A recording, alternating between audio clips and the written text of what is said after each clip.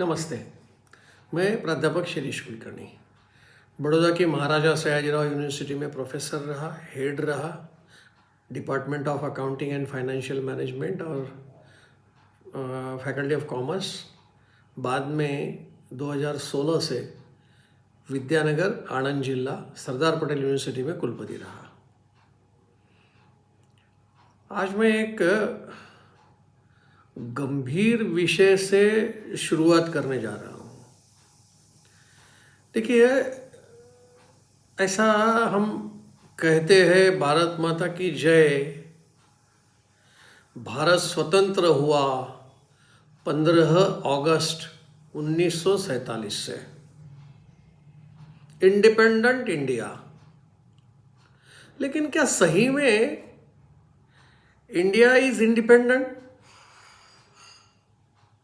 कई बार हम अगर नजरें उठाते हैं तो ध्यान में आता है कि हम सही अर्थ में इंडिपेंडेंट है क्या। देखिए, अगर मैं शिक्षा क्षेत्र के बारे में बात करूं तो 1947 से लेकर 2020 तक जो शिक्षा नीति अंग्रेजों की थी, वही शिक्षा नीति भारत ने चालू रखी। यानी वही बीए, बीकॉम, बीएससी, यानी अंग्रेजों को जो क्लर्क्स चाहिए थे, एडमिनिस्ट्रेशन के लिए कारकुन चाहिए थे, वही शिक्षा प्रणाली इस देश ने चलाई। तो क्या हम इंडिपेंडेंट हुए? एक ये शिक्षा वाला विषय सिर्फ ऐसा नहीं है, ऐसे कई विषय है कि जिसमें हमें बार बार ऐसा लगेगा कि क्या सही में हम स्वतंत्र हैं, इंडिपेंडेंट है। सबसे बड़ी बात अगर आप देखें तो भारत 85% फ्यूल यानी क्रूड ऑयल अवलंबित है। 85% हम विदेशों से फ्यूल इंपोर्ट करते हैं, यानी क्रूड ऑयल, कच्चा तेल 85% हम विदेशों से मंगाते हैं। वैसे देखा जाए तो एलएनजी, लिक्विफाइड नेचुरल गैस 45% हम विदेशों से मंगाते हैं। कोयला 25% हम विदेशों से मंगाते हैं। खाने का तेल, सिर्फ खाने का तेल, वो भी 65% एडिबल ऑयल हम विदेशों से मंगाते हैं। फर्टिलाइजर्स खेती के लिए चाहिए, डीएपी वगैरह, यूरिया, हम 50% फर्टिलाइजर विदेशों से इंपोर्ट करते हैं। और सबसे खराब स्थिति है डिफेंस की, 60% डिफेंस इक्विपमेंट्स हम विदेशों से मंगाते हैं। और अगर देखा जाए रेयर अर्थ यानी मैग्नेट, वो 100% हम कहीं चाइना या जापान से मंगाते हैं। यानी यह सब हमारी डिपेंडेंसी दिखाती है। तो क्या हम सही में स्वतंत्र भारत हुआ? यह प्रश्न मेरे मन में आया। लेकिन इन सब चीज़ों के बाद ये सब इकट्ठा करने के बजाय मैं आज सिर्फ एक ही बात पर बात करूंगा, और वो 85% crude oil we are depending upon foreigners, the countries outside India. Energy security, food, health care वगैरह सब तो हमने देखा जो हम डिपेंडेंट है। लेकिन एनर्जी इकोनॉमी डिपेंडेंसी, यह हमारे लिए ठीक नहीं है। और वह भी कब ध्यान में आता है, कब हम गंभीर होते हैं। क्यों ज़्यादा ऐसा लगता है कि अब क्या होगा, अब क्या होगा। हरदीप पुरी जैसे तुरंत कहते हैं नहीं चिंता मत करो, है हमारे पास स्टॉक है। लेकिन क्या सही में स्टॉक है क्या? वैसे 2022 से रशिया और यूक्रेन का युद्ध शुरू हुआ। उस वक्त अमेरिका ने रशिया के ऊपर सैंक्शन डाल दिए कि भाई रशिया से किसी देश ने क्रूड ऑयल नहीं मंगाना। पता नहीं वो हमारे लिए आशीर्वाद हुआ या हमारे लिए कर्ज हुआ। हम तो कहते हैं आशीर्वाद हुआ, क्योंकि रशिया से हम लोगों ने क्रूड ऑयल इंपोर्ट किया इतना ज़्यादा कि कहीं और से हम इतना ज़्यादा क्रूड ऑयल नहीं मंगाते थे जितना ज़्यादा क्रूड ऑयल हम रशिया से आज भी मंगाते। 35 से 40% रशिया से हमारा क्रूड ऑयल आता है। लेकिन सैंक्शन आ गए तो अब क्या करेंगे? ये एक युद्ध नहीं, लेकिन उसके बाद में इजराइल और ईरान से हम कुछ क्रूड ऑयल मंगाते हैं। देखिए, ईरान से जितना हम क्रूड ऑयल मंगाते हैं उससे ज़्यादा ईरान के हॉर्मुज जो स्ट्रेट है, जो जगह यमन से जुड़ी हुई एक छोटा सा हिस्सा है, शायद 30 किलोमीटर का भी नहीं होगा उस हिस्से से, लेकिन जिसमें से जहाज जाता है वो तो उससे भी कम है, तो वहाँ से सब आता है। और ईरान ने कह दिया कि हम इसको बंद कर देते हैं। तो हम लोग कतार से मंगाते, यमन से मंगाते, सऊदी अरेबिया से मंगाते। ये सारे देश जहाँ से हमें क्रूड ऑयल मिलता है वो अगल बगल में कहीं से इसी हॉर्मुज नाम के क्षेत्र से ही आता है। तो क्या होगा अगर वो बंद हो गया तो? इसलिए समस्या आती है। इसलिए एक प्रकार का यह युद्धों ने हमें वेकअप कॉल दिया, भाई उठो, जागो और लगे रहो कि हम इंडिपेंडेंट कैसे हो सकते हैं। और अनसर्टेनिटी ऑफ अ फ्यूअल, कुछ पता नहीं हमें मिलेगा या नहीं, यानी हम किसी के आधार पर 85%।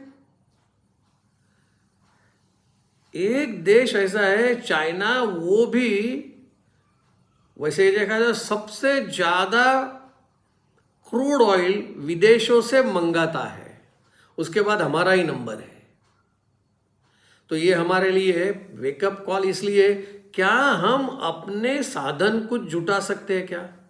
Can we promote our own sources?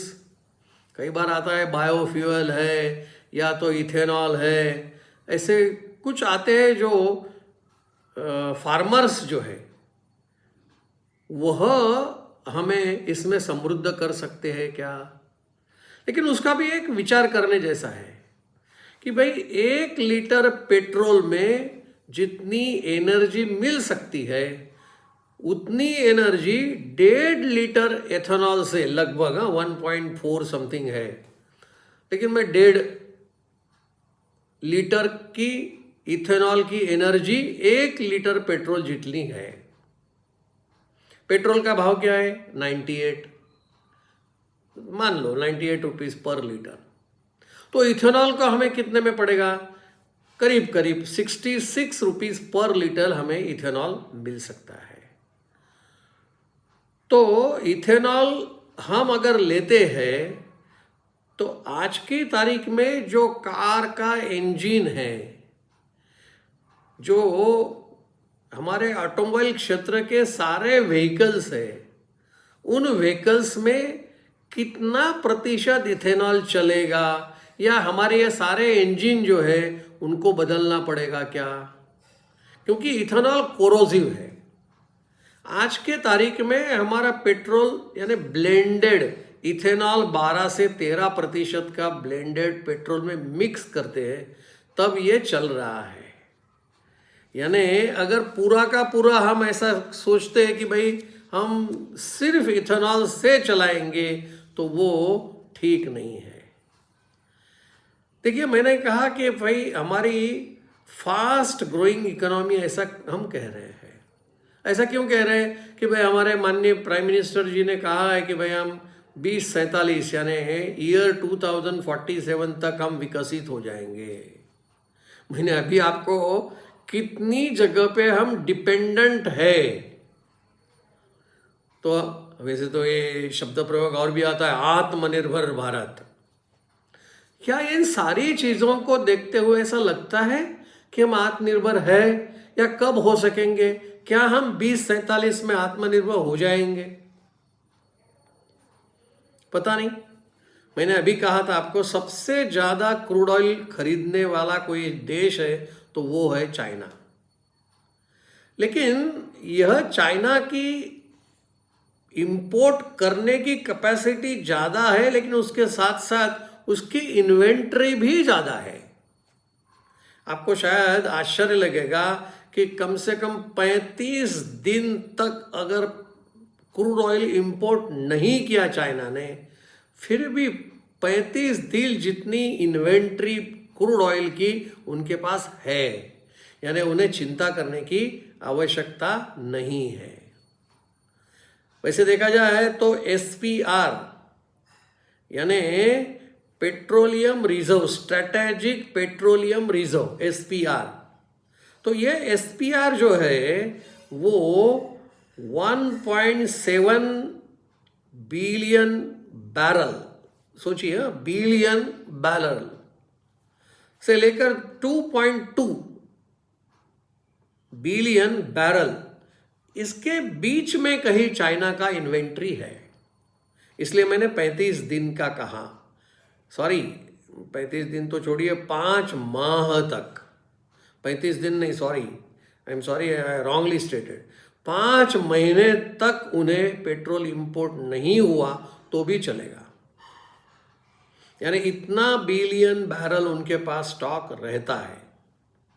अगर ऐसा देखा जाए तो भाई US के पास भी अच्छा स्टॉक वो लोग रखते हैं।